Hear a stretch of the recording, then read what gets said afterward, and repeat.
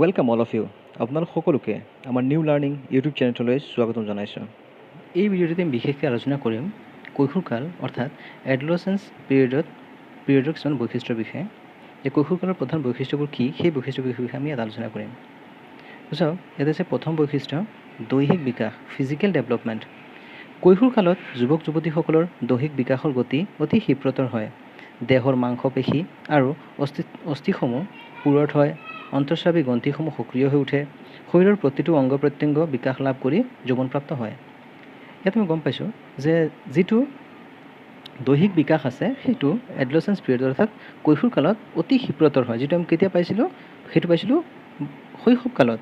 শৈশৱকালত ক্ষীপ্ৰ থাকে, তাৰপিছত বাল্যকালত আহি সেইটো অলপ ষ্টেটিক হয়, অলপ ৰখি যায়, অলপ সময়ৰ কাৰণে অলপ কম হয় গতিটো। তাৰপিছত আকৌ আহি এইটো এই কৈশোৰকালত সেইটো আকৌ গতিটো কেনেকুৱা হয়, অধিক বাঢ়ি যায়। এইটো আমি সচৰাচৰ দেখা পাওঁ যে যিসকল ছাত্ৰ ছাত্ৰী আছে তেওঁলোক কৈশোৰকাল পোৱাৰ লগে লগে, অৰ্থাৎ কৈশোৰকালটো হ'ল 12 বছৰৰ পৰা 18 বছৰ বয়সৰ ভিতৰত, যিটো 12 বছৰ বয়সটো পোৱাৰ পাছত অলপ তেওঁলোকৰ দৈহিক গঠনটো চেঞ্জ হ'বলৈ ধৰে, তেওঁলোক ওখ বেছিকৈ হয়, অলপ কিছুমান শকতো হয়, তেনেকৈ দৈহিক গঠনটো পৰিৱৰ্তন হোৱা দেখা যায়। সেইটো কৈছে যে এইটোত কেনেকুৱা হয়, দৈহিক গঠনটো ক্ষীপ্ৰতৰ হয়।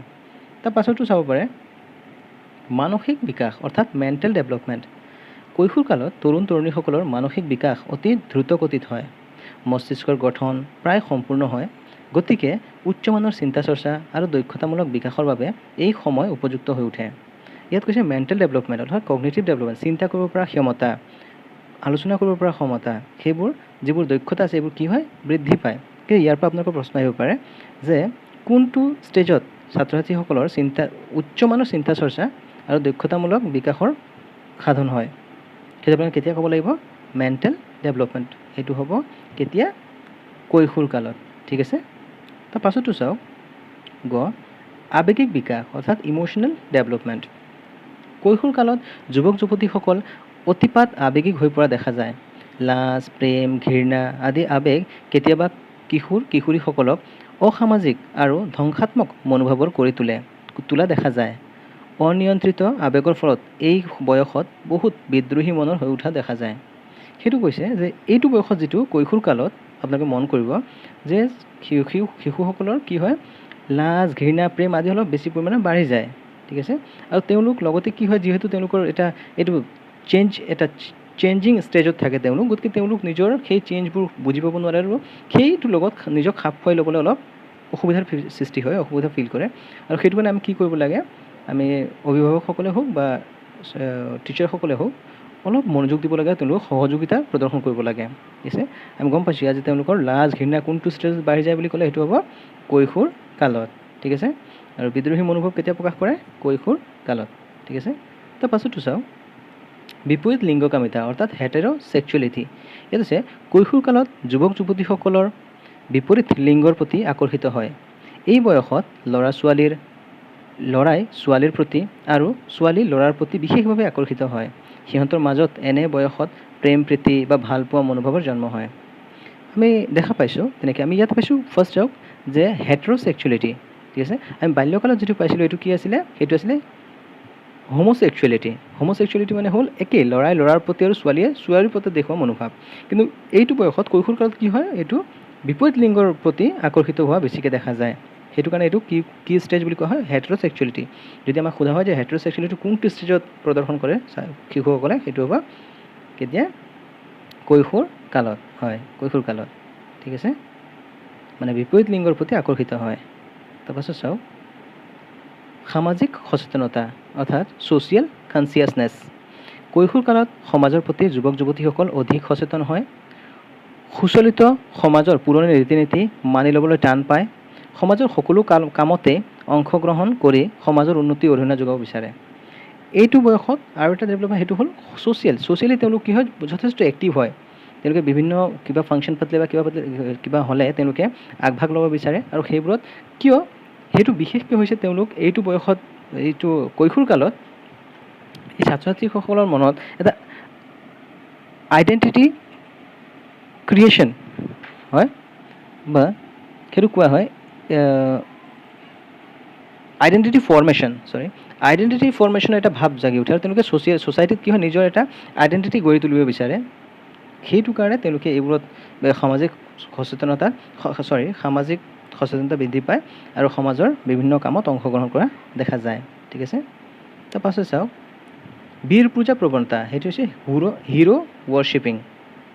কিশোৰীসকলে এই বয়সত ভাল লগা কোনো পুৰুষ মহিলা বীৰৰ দৰে পূজ্য কৰি বা জীৱনৰ আদৰ্শ হিচাপে বাছি লয়। এনেধৰণে ব্যক্তিসকলৰ জীৱন ধৰণৰ আদৰ্শও তেওঁলোকে মানি লৈ জীৱনত অগ্ৰসৰ হ'ব বিচাৰে। এইটো বয়সত গৈ তেওঁলোকে কি কৰে, হয় নিজৰ কোনোবা এজন শিক্ষক হ'ব পাৰে বা ঘৰৰ কোনোবা পৰিয়ালত হ'ব পাৰে বা কোনোবা মানুহক বা তেনেকৈ তেওঁলোকে কি কৰে, এজন হিৰো হিচাপে নিজৰ আদৰ্শ হিচাপে গঢ়ি লয় আৰু সেই মানুহজনৰ দৰে হ'ব বিচাৰে। বা কিছুমানে কেতিয়াবা পঢ়ি মহাত্মা গান্ধীৰ দৰে বা মেণ্ডেলাৰ বিষয়ে তেনেকৈ পঢ়ি সেই তেওঁলোকৰ দৰে কিছুমান আদৰ্শ তেওঁ লয়। কথা কোৱাৰ ধৰণ হ'ব পাৰে, খোজ কঢ়াৰ ধৰণ হ'ব পাৰে, ব্যৱহাৰ হ'ব পাৰে, সেইবোৰ তেওঁ কি কৰে, আয়ত্ব কৰে আৰু সেই মানুহজনৰ দৰে তেওঁ নিজকো কি কৰিব বিচাৰে, পৰিৱৰ্তন কৰি ল'ব বিচাৰে বা হ'ব বিচাৰে। সেইটোকে কোৱা হয় বীৰ পূজা প্ৰৱণতা, অৰ্থাৎ হিৰো ৱৰ্শ্বিপিং। ঠিক আছে, হিৰো হিচাপে মানি লয়। তাৰ পাছতো চাব সৃষ্টিশীল কল্পনা, অৰ্থাৎ ক্ৰিয়েটিভ ইমেজিনেশ্যন। কৈশোৰকালত দৃষ্টি প্ৰতিভাৰ বিকাশ সাধন হয়। কলা সাহিত্য বিজ্ঞান আদি বিষয়সমূহৰ মাধ্যমেৰে সিহঁতৰ সৃষ্টিশীল প্ৰতিভাসমূহ বিকাশ সাধন হোৱা দেখা যায়। নিজৰ সৃষ্টিশীল কাম কাজৰ এই বয়সত আত্মপ্ৰকাশ হ'বলৈ ধৰে আৰু এই বয়সত কি হ'ল, তেওঁলোকৰ যথেষ্ট সৃষ্টিশীল যিবোৰ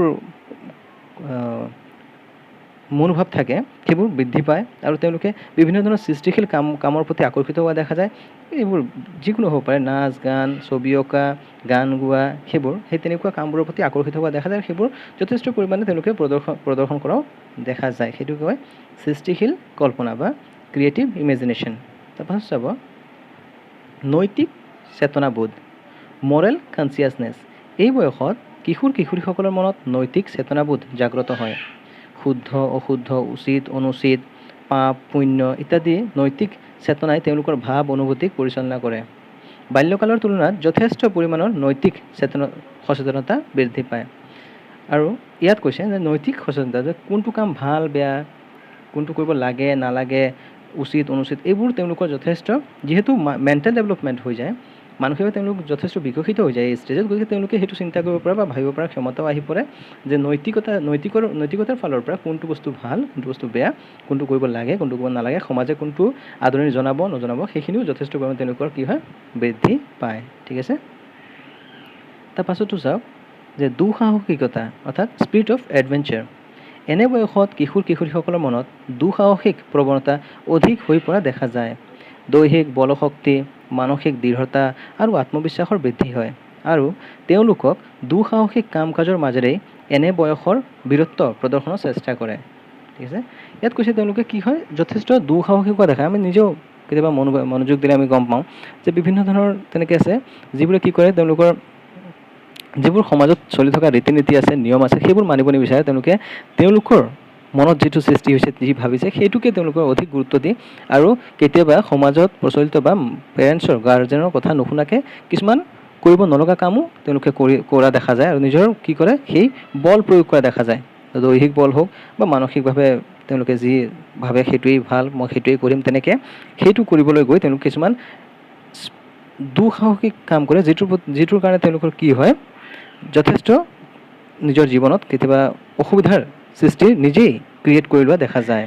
ঠিক আছে, তো আজিৰ ভিডিঅ'টো ইমানেই আছিলে আৰু যদি আপোনালোকে ভিডিঅ'টো ভাল পাইছে তেন্তে প্লিজ ছাবস্ক্ৰাইব কৰি ল'ব আৰু লগতে এনেকুৱা আৰু আমি টপিকত ভিডিঅ' বনাম, সেইবোৰ পাবলৈ আপুনি বেল আইকনটো প্ৰেছ কৰি থ'ব যাতে আপুনি ভিডিঅ'বোৰ পায়। আজিৰ কাৰণে ধন্যবাদ।